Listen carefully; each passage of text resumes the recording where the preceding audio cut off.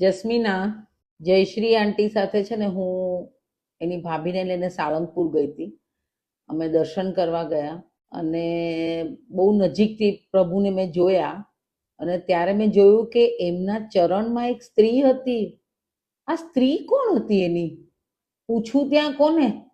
એટલે મને એમ થયું કે the best answer I ever get is from Jasmina, because you are going to explain to me who she was, અને બધા જ આપણા વ્યુઅર્સને પણ ખબર પડશે કે એ સ્ત્રી કોણ હતી, કોણ છે, હતી નહીં છે.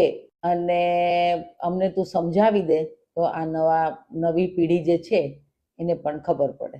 પૌરાણિક માન્યતા અનુસાર એક સમયે પૃથ્વીના લોકો ઉપર શનિદેવનો પ્રકોપ ખૂબ વધી ગયો, એટલે બધા લોકો ત્રાહિમામ થઈ ગયા અને હનુમાનજીના શરણમાં ગયા અને હનુમાનજીને વિનંતી કરે છે કે અમને આમાંથી માર્ગ બતાવો. એટલે હનુમાનજી શનિદેવને શોધવા માંડ્યા. હવે શનિદેવ જાણતા હતા કે હનુમાનજી બાળ બ્રહ્મચારી છે, એટલે સ્ત્રીઓને સ્પર્શ ન કરે, સ્ત્રીઓને અડશે નહીં, એમને સજા નહીં કરે, કંઈ નહીં. એટલે શનિ ભગવાન સ્ત્રીનું સ્વરૂપ ધારણ કર્યું.